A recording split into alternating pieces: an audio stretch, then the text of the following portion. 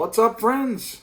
Daily dub, a traditional daily dub on one topic, recorded live the same day. I'm on my lunch break, and I wanted to talk about something that has been on my mind, on a lot of my friends' minds, and something that I actually have seen as a bigger narrative being talked about earlier in the year, and that is burnout or feeling artificial pressure or real pressure in some cases from people making YouTube videos like this one right here. And to clarify, this is not really a video about me, even though I felt it a little bit. It's more just a place to encourage you to take some steps that can help some of the people that you enjoy on YouTube and maybe be more positive. So the article was from The Insider, and the title is "The World's Biggest YouTube Stars Told Us They're Burning Out Because of the Unrelenting Pressure to Post New Videos." And the people in the article that's talking about are Casey Neistat, PewDiePie, I mean, big name YouTubers. And, I encourage you to go find the article and look for it. Casey Neistat actually did a video. I think several YouTubers did a video reacting to it. And the general reaction was not a problem with the video. Casey Neistat admitted to being burnt out, and that was why his channel didn't have as much content as it used to have. And if you follow him, he's moving away from New York City to be closer to family, to have more time to spend with family, and even though he's moving out of a place that he's so known for, and I think that's a noteworthy thing. But in our world, in the toy community world, it's also different in that our content is often dictated by things beyond our control. So a lot of those folks we're talking about who are creative professionals, they do this full time. You can imagine if they're making, a good living off of YouTube, and they're feeling the pressure to not make videos, they don't want to do it right now. Imagine the folks that are like a lot of the people that I believe you watch, folks that you might call relatively big YouTubers in the toy community world, or people that you enjoy or whatever. It's pennies. You're not making very much money. I think my most viewed video, which I think is probably my collection video on my channel, has made me $5, $6, and that's with, it's over 10,000 views, something like that, over, like 4 months. So it's not, you're not churning in the bucks. A normal episode of Dub Life makes me about 75 cents to $1. That's what it makes. And, in some cases, I'm editing a 2-hour video. Now, I personally, if you don't know, if I talk enough about it, I am in no way doing YouTube for money or financial gain. I am doing the same things I've been doing for my whole life. You talk to my friends that you see on the video, they can attest to that. Steve especially, he and I have been doing versions of Dub Life forever and ever and ever. Andrew as well. Just didn't used to have a camera we could carry around with us when we were younger. So it's a way for me to capture memories. That's why I'm always with my family and friends. We can look back on this one day and laugh and smile. It's a really positive thing for us. And we enjoy it. And it gives me an opportunity to share with all of you what our life is like, the way we try to live. And I like to share that with the world. I try to be somebody that can bring smiles and laughs to your life. So as a part of that, I'm not tagging videos hardcore with things that I think will get people to click. My thumbnails are just various images that we took from that trip to kind of show you what the thing's going to be about. It's not a clickbait thumbnail. I don't use clickbait titles. Often my titles have absolutely nothing to do with the whole theme of the video. It's just something that happened in the video that made me laugh, and I wanted to keep it. Every once in a while, like yesterday's episode, I'll put Frank and Son as the title, and that's more because I know people that want to look at a video about Frank and Son, and so they can find it that way. If it's, and that's a big thing. If it's something smaller, I'm going to use whatever theme I want to use. So I'm not chasing the money in that. My friends talk about the things I could do to make my videos more profitable. That's not what I'm in it for. I have a wonderful job that handles the things that I need on that end. But I have, if you can tell in the recent travel videos when I'm by myself, you hear me talk about, especially in the evening when I'm in the hotel, I don't feel like having the energy of going anywhere. I don't feel like going and filming anything. I'm apologizing to you that I've seemed kind of lethargic. And that's when I'm not with everybody else. I am kind of burnt out on doing it by myself. Now, that's not often. Usually, as you see, I'm with a bunch of people. So I know it's impacting me. It's definitely impacting my friends who are struggling with that. And one of the things that I was going to say, we are dependent upon outside things to generate our content.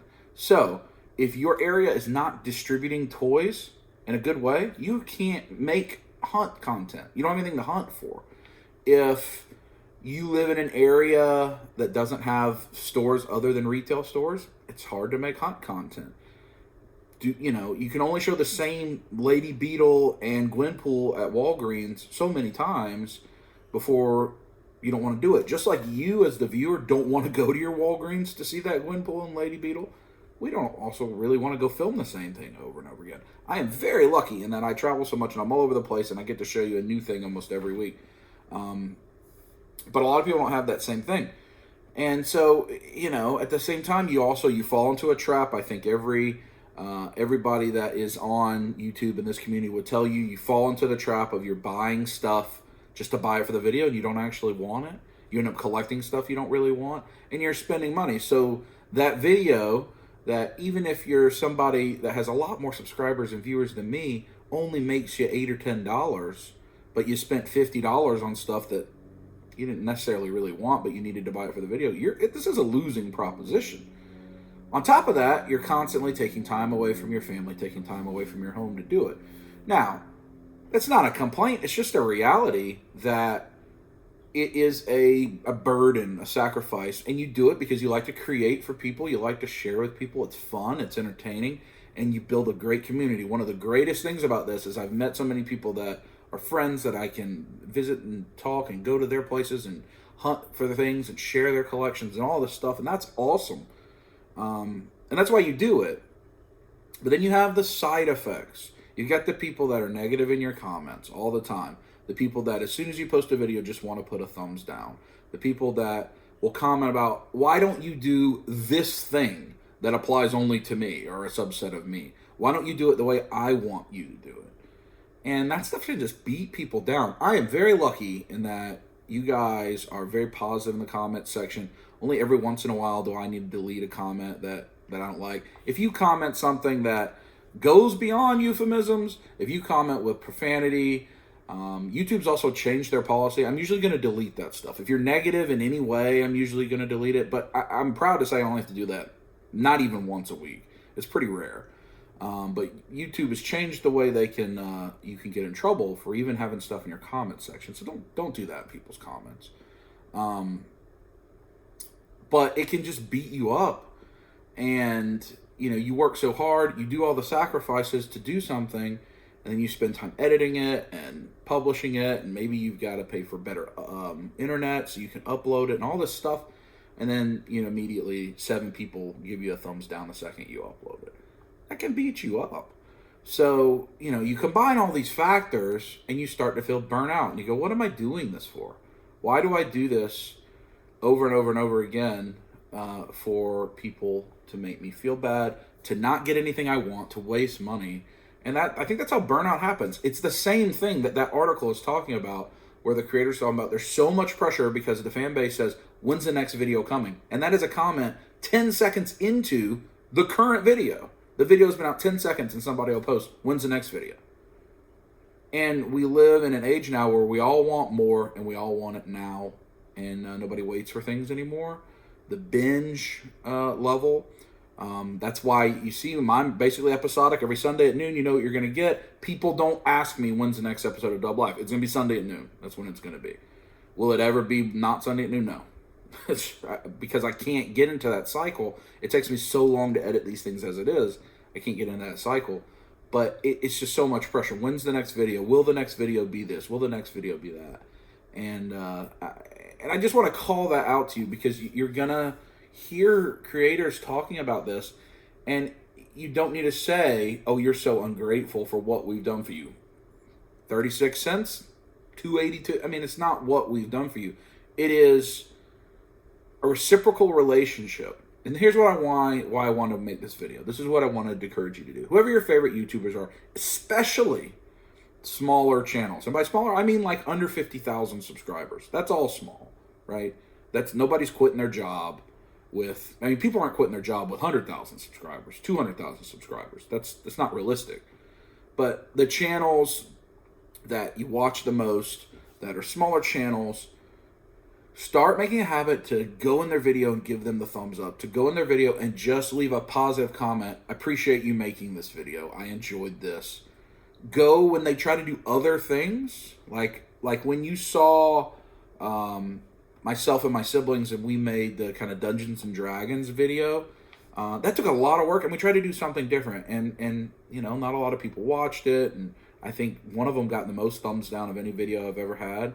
Counteract that and say, you know, hey, I like to see you make another content. This is cool, right? Just support the person, because ultimately, the reason that I watch channels, I would think the reason you watch channels, is not because you are just so fascinated with what a Walmart toy section looks like, or with what my hotel room looks like.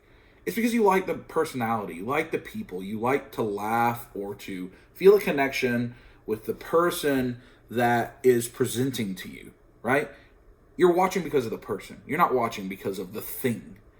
And so encouraging that person, making them feel better, try to counteract, because it is a loud vocal minority that helps cause this burnout, right?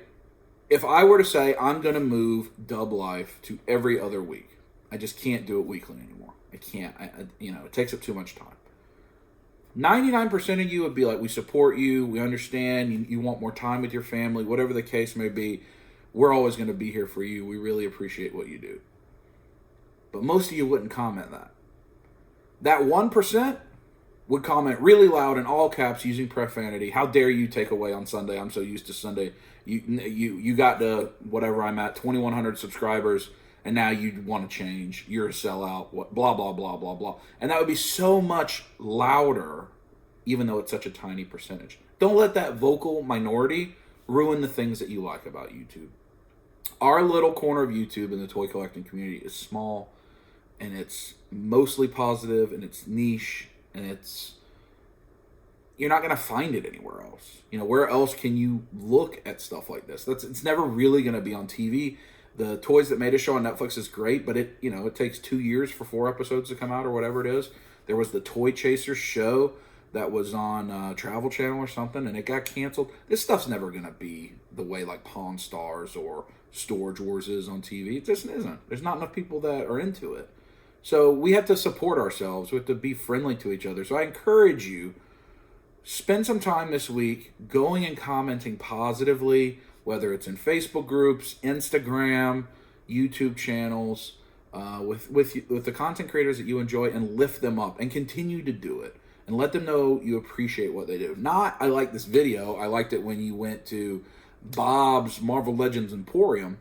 I appreciate that you took the time to make this video. I knew it took a lot of work, right? Like, lift people up, because you get burnout collecting. We all do.